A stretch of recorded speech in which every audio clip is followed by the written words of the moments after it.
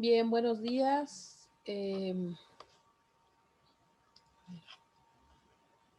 Damos nada más un minutito a que termine de conectarse el audio de casi todos sus compañeros. Ya estamos casi completos.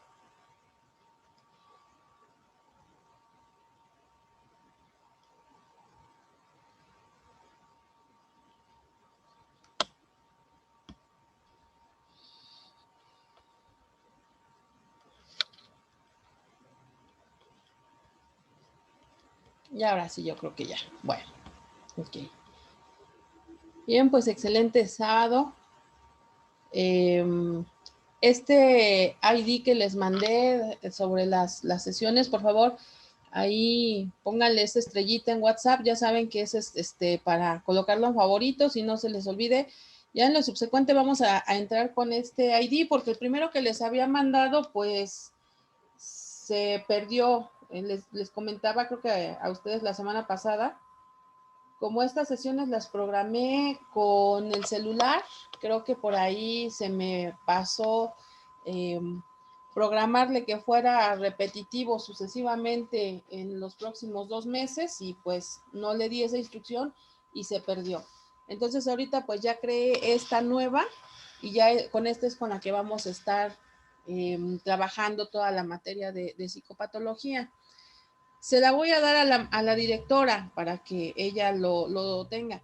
Pero ya ven que cuando son los exámenes les mandan el calendario de la hora en que se van a hacer los exámenes y luego les vuelven a mandar otra vez el ID. Bueno, es muy importante que es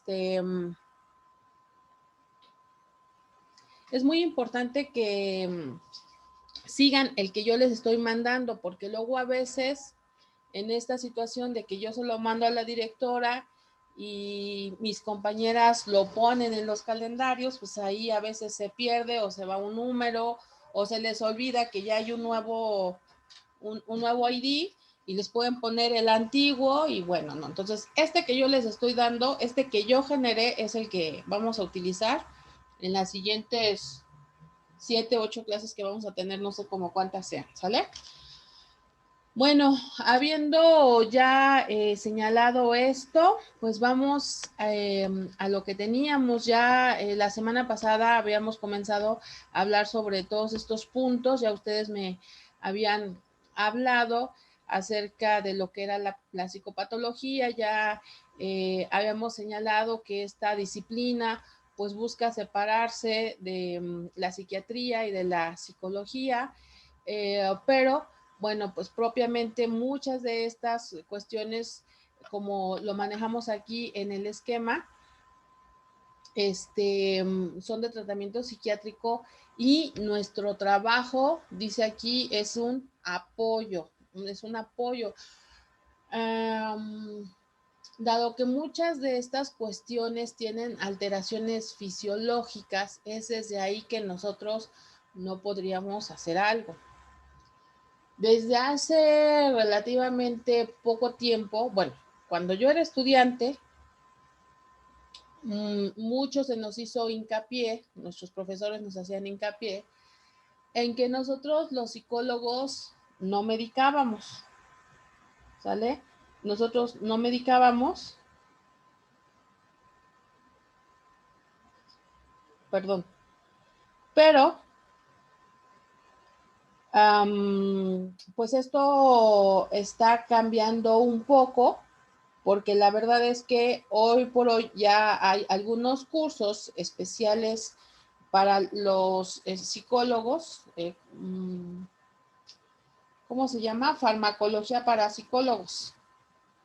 Pero esto ya es como una especialidad en donde ustedes tendrían que retomar muchos aspectos, obviamente tendrían que manejar muchas cosas para, para poder considerar esta situación. Con lo que abarca la licenciatura así nada más, pues no, esto ya sería como, por así decirlo, como una especialidad, ¿no? Bueno, ok. No, a ver, recuérdenme por favor, según yo, esto es en donde nos quedamos. No, no es cierto, esto sí lo vimos. Esto sí lo vimos la semana pasada. ¿O estoy confundida? ¿Alguien anotó dónde nos quedamos la semana pasada?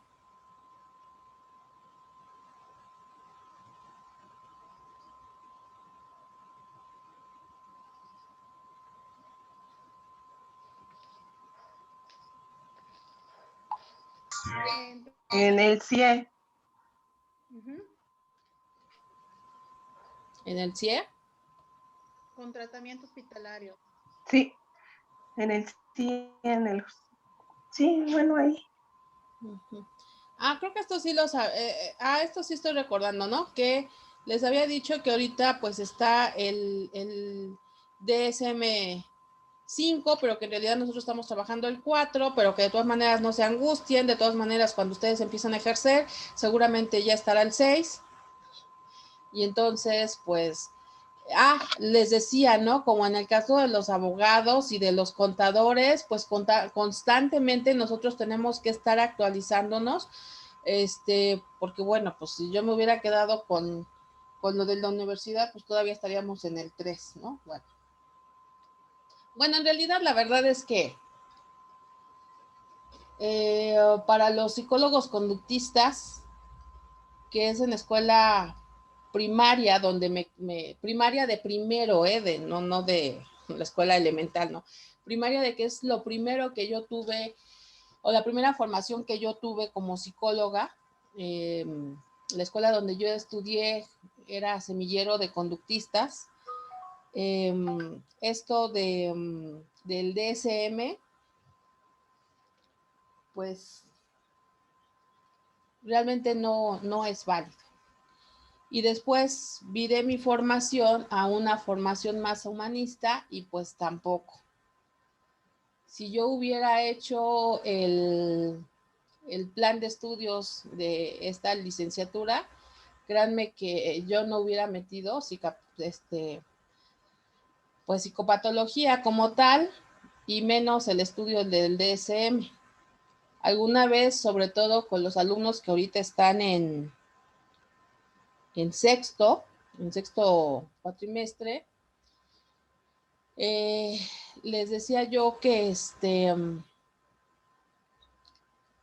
que nosotros como psicólogos no podemos limitar nuestra visión a estos conceptos que está proponiendo el DSM.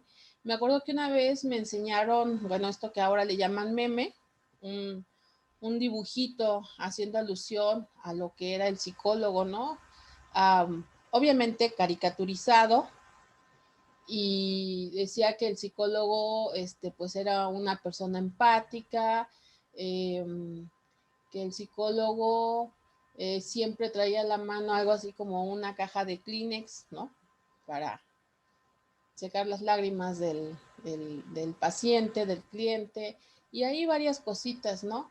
Y entre ellas, por ahí decía que en una de las bolsas del pantalón, lo primero que tiene que tener un psicólogo es el DSM, y déjame decirles que eso es una completa mentira, ¿eh? Eso es una completa mentira. Yo les decía la semana pasada, si ustedes se internan en la clínica, en educación especial, pues seguramente van a trabajar mucho con psiquiatras, y los psiquiatras pues van a utilizar esta terminología, y entonces es allí en donde a lo mejor ustedes sí se ven en la necesidad de utilizar los mismos, fíjense lo que estoy diciendo, de utilizar los mismos términos que el psiquiatra, pues obviamente para que se entiendan, ¿no? Para que se sepa. Pero a la hora que ustedes están haciendo un programa de intervención, insisto, por ejemplo, desde el conductismo, no lo van a hacer considerando estos conceptos que maneja el DSM. Y si viran hacia el humanista, insisto, mucho menos, ¿no? Si el conductismo no lo acepta, el humanismo menos, pero bueno. Entonces, aquí están los elementos que va a manejar el DSM. Decía, ahorita estamos hablando de 5 ejes, pero que pues por ahí puedan cambiar, ¿no? Aquí también muchas cuestiones, insisto, son farmacológicas, entonces también desde ahí pues hay que considerar esa situación. Para que podamos hablar, para que podamos señalar una de las diferentes categorías que está manejando este DSM,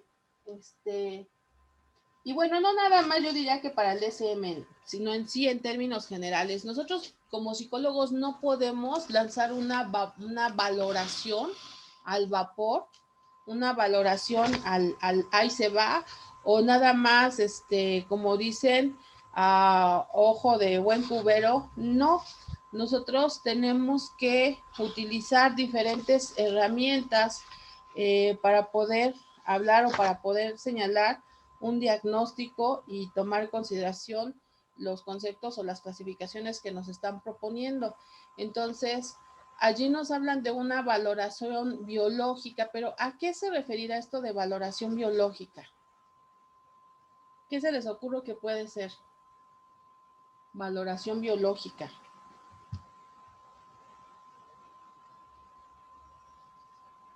¿A cómo nos comportamos? No ¿O cómo estoy... nos comportamos? A ver, ¿cómo nos comportamos? Con comportamiento y cómo una manera de pensar.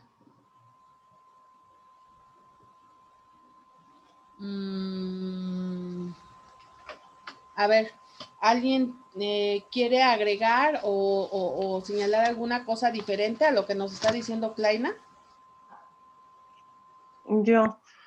Podría ser si tenemos algún antecedente familiar de algún tipo de enfermedad, de algún tipo de trastorno.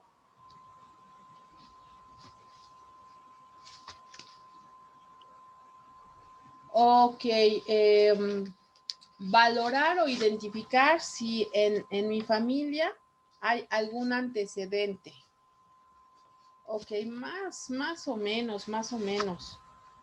A ver. Podría decirse, ay, perdón, podría decirse que es Nada más que no. la valoración en conforme cómo se comporta alrededor de la persona, o sea, del ambiente en el que se encuentra. No. Bueno, ahí lo está diciendo biológico. Es decir, con exámenes clínicos, con valoraciones clínicas, identificar si está presente ese trastorno que nosotros presuponemos. Eso es la valoración biológica. Vamos a decir, yo supongo que el sujeto tiene una alteración cromosómica. Entonces, yo no puedo nada más así como de vista, saber si tiene una alteración cromosómica. ¿Qué es lo que voy a necesitar? Pues hacer una muestra mandar a hacer una muestra de ADN. A eso me refiero con una valoración biológica, ¿sale? Para saber si hay alguna alteración en el cerebro, por ejemplo. Entonces, una tomografía o una situación de ese índole. Resulta que a mí me están reportando una persona que es sumamente agresiva, ¿no? Tanto verbal como físicamente, pero es una persona que nunca en su vida había manifestado, digamos, esas conductas. Es decir, toda su vida y literalmente toda su vida, es decir, cuando tenía 10 años, cuando tenía 25 años, cuando tenía 40 años, cuando tenía 50 años, cuando tenía 60 años, siempre había sido una persona social. Pero desde hace unos meses se porta demasiado agresiva, violenta, avienta las cosas, manotea, bueno, estoy hablando de un adulto mayor, por supuesto, y es decir, no es una constante que hubiera estado presente en todo momento, porque si es que era una persona que desde su juventud, desde su adolescencia o inclusive desde su infancia había sido violenta, bueno, ahí ya hablamos de que la persona siempre se había manejado así, pero si es una persona que de buenas a primeras está manifestando ese comportamiento, entonces probablemente, bueno, no probablemente, más bien, entonces lo que toca allí es mandar a hacer un estudio, digamos, del cerebro y ahí ver si hay alguna alteración. Y entonces podemos identificar que a lo mejor esa violencia tiene que ver con algo biológico, ¿no? No me acuerdo si les platiqué, si no lo repito, el caso de una paciente que comenzó a sufrir hidrocefalia, ¿no?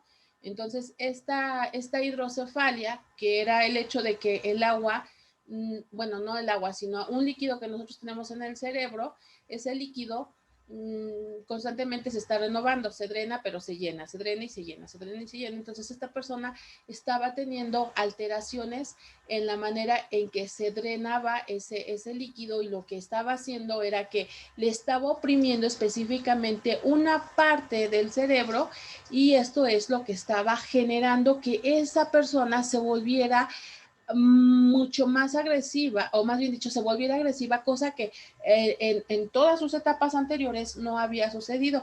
Pero eso yo como psicóloga no lo voy a poder saber solamente con verla o con hablar con ella, porque inclusive si ya la alteración es tan fuerte, probablemente ni siquiera hable conmigo. Entonces, ahí tengo un ejemplo precisamente de la bueno, de cómo se ejemplifica la necesidad de esa valoración médica, de esa valoración biológica, ¿no? Una vez que ya descartamos, o más bien dicho, ya conocemos cuál es la respuesta, a lo mejor no tiene nada y entonces nos damos cuenta que sí es conductual, pero yo no lo puedo saber hasta que esté esa valoración, ¿no? Ahora, esto se va a reafirmar con la entrevista clínica. Ahora sí, ¿qué hay? ¿De qué me pueden decir de esta entrevista clínica? ¿Cómo debe de hacerse? ¿Cómo es? ¿Cuántas hay? Alcen la mano, digan yo.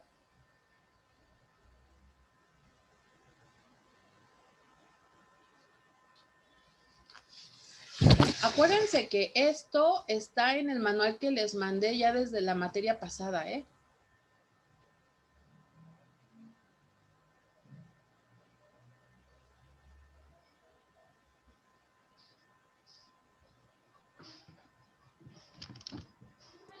Mire, maestra, yo pienso que para esta entrevista clínica, yo creo que es como cuando yo me acuerdo de mi mamá que le dio la enfermedad del Parkinson. Hasta ahorita yo estoy viendo que era porque le faltaba alguna de los neurotransmisores. Entonces a ella le checaban bien, primero físicamente, porque ella empezaba a temblar, a checarle bien cómo estaba físicamente y luego le mandaban a hacer sus estudios para ver qué era, cómo estaba tanto de la sangre, como a veces tendría que hacerle también a veces algo del cerebro, de alguna encefalograma, algo así. Entonces yo me imagino que eso es lo que empezamos de lo de biológico, porque yo creo que a las personas ya más grandes empiezan a darse las enfermedades de la mente. Pero esos son esos tipos de estudios que yo creo que les mandan a hacer, pero ya de lo demás ya no sé más. No me acuerdo. Bueno, eso que usted me platica cae aquí dentro de la valoración biológica, ¿eh? Todos esos estudios caen dentro de valoración biológica. Muy bien, muchas gracias. Jessie, a ver, te escucho. Bueno, la entrevista clínica es así como cuando llegas tú y empiezas a decirle al, pues no sé, al médico o al psiquiatra, Al al psicólogo, psicólogo. ¿no? No, al psicólogo. Ok, al psicólogo. Yo vengo porque todas las noches lloro. Ujú. Y ya tú le empiezas a explicar, yo creo que yo lloro todas las noches porque, pues, no sé, me da, no sé, terror que las estrellas, o no sé, empezar a contarle cuál es tu padecimiento y con qué lo relacionas tú o por qué crees que lo tienes tú. Yo creo que esa es o sea, la entrevista clínica, el explicar lo que yo estoy padeciendo. Sí, pero yo lo que quiero saber es, ¿cuántos tipos de entrevista hay? Vero, me estás levantando la mano, a ver, te escucho. Bueno, yo creo que la entrevista clínica para mí es de que es la plática entre el psicólogo y el paciente para recaudar datos, ¿no? De por qué viene, con quién vive, o sea, recaudar datos del psicólogo paciente. Ajá, del paciente. Perdón, pero a ver, ya estoy dudando un poquito. Esto que yo estoy diciendo ya lo vieron en un video la semana pasada.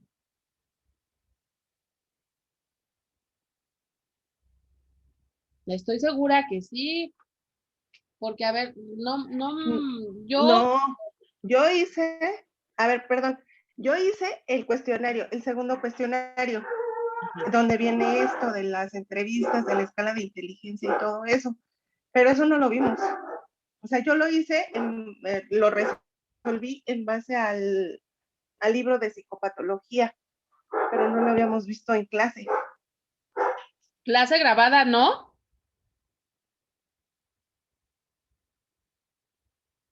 A ver, porque bueno, yo les estoy preguntando porque yo hasta, bueno, entonces a lo mejor me estoy equivocando. A ver,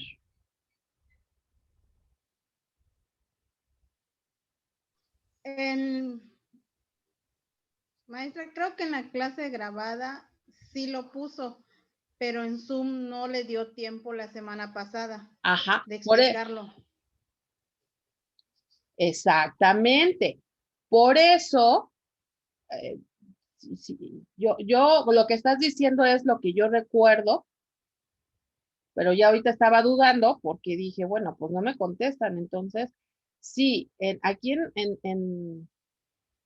en la clase de la semana pasada, en la clase del 24, la primera, la primera clase está clasificación.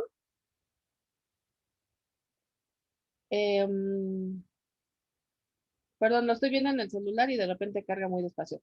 Clasificación y luego la segunda clase grabada de la semana pasada son aspectos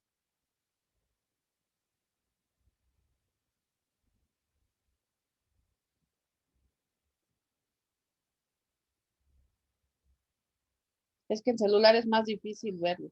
Criterios, bueno, yo vi que decía criterios de diagnóstico para la enfermedad mental. Exacto. Entonces yo por eso estoy preguntando, porque hasta donde yo entiendo es algo que ya deberían de haber visto. Y como bien dijo Kleina, precisamente la semana pasada ya no dio tiempo de revisarlo y por eso fue que les dije que hoy comenzábamos. Porque si no, de repente yo les meto videos y se queda esto nada más como que sin que lo revisemos, sin que yo me dé cuenta si ustedes tienen alguna duda o algo que quieran aportar. No lo puedo hacer en el celular, pero bueno, ya Kleina ya nos dijo esta situación. O sea, yo por eso lo estoy haciendo. Yo por eso lo estoy revisando ahorita con ustedes.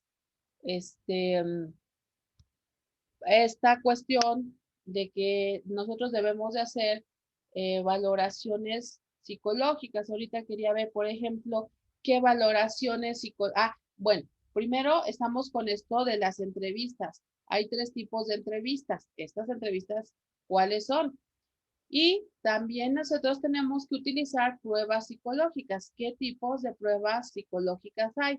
Nos dice que, y aquí lo voy aquí lo voy viendo, nos dice que también son bueno, ahí están las pruebas psicológicas y la valoración cognitiva. Entonces, yo quiero que ustedes me digan qué es la valoración cognitiva, porque en algún momento pudiera parecer, sobre todo porque ahorita es como nuestra primera vez, que si yo hago una valoración cognitiva, pues es exactamente lo mismo que hacer una prueba psicológica, y no necesariamente, ¿no? Entonces, a ver, si van atrasados con los videos, es importante que se pongan al corriente.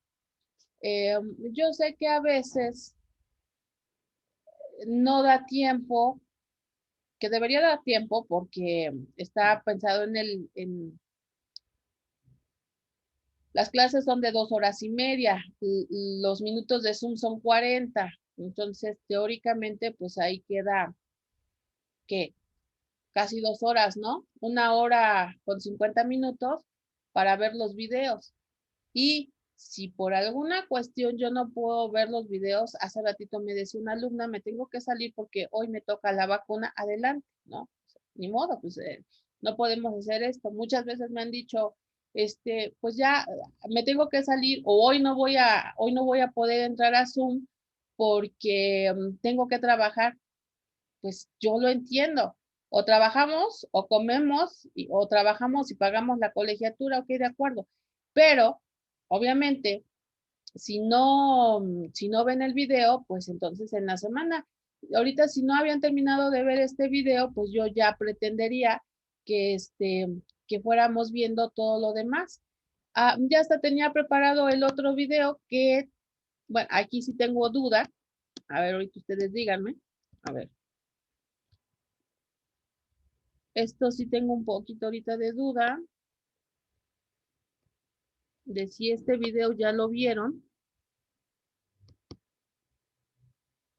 o es lo que les toca.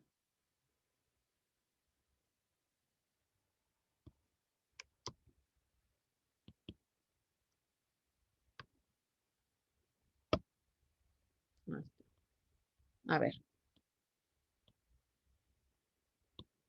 No, porque este es el, bueno, este nada más es el repaso, ¿no? Que ya lo dijimos.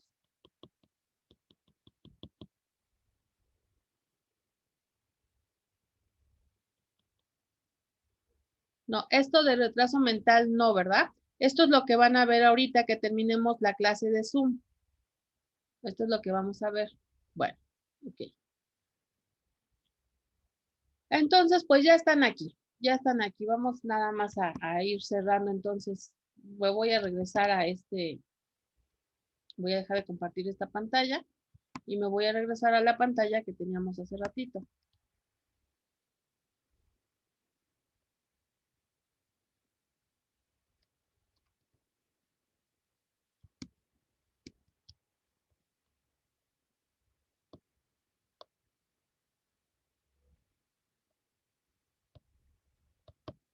Ahí está. Bien, entonces, ahora que ustedes retomen los videos, o quien ya lo haya visto, como me dice Kleina,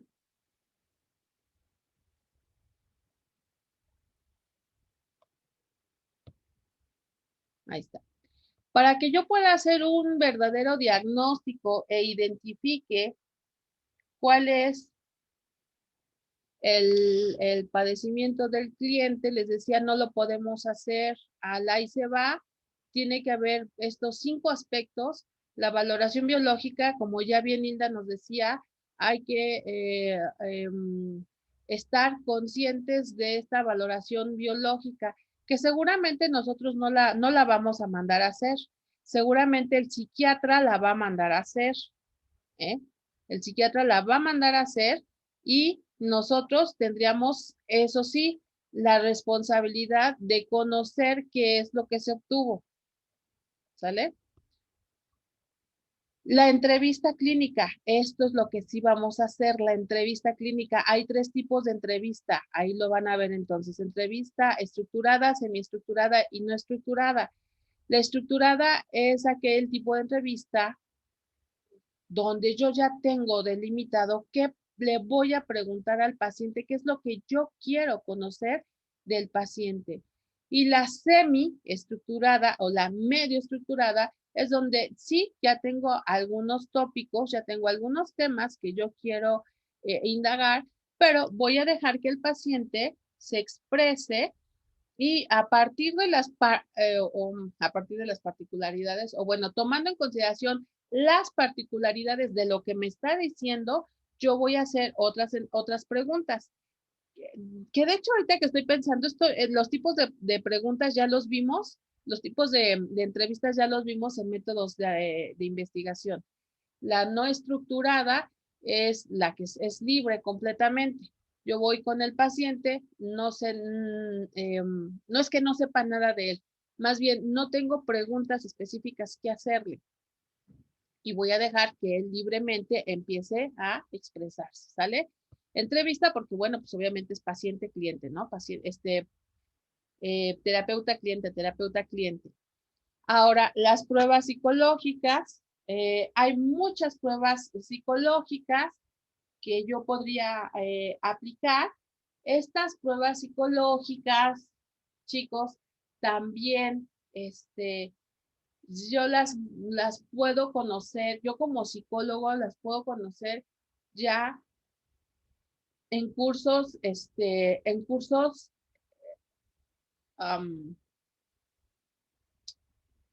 adicionales, en cursos adicionales, ¿eh? Normalmente dentro del curso de psicología regular no se ven la aplicación de pruebas psicológicas. De hecho, por ejemplo, en la universidad, nosotros nunca vimos aplicación de pruebas psicológicas. Sí las conocíamos. Repito, mucho tiene que ver con el hecho de que pues vengo de una escuela conductual, de una escuela conductista, y también de repente desde el conductismo, pues las pruebas psicológicas no son muy bien vistas. Pero pues es una realidad que muchas veces uno sale al campo laboral y es como muy clásico que como psicólogo te pidan la aplicación de una prueba, ¿no?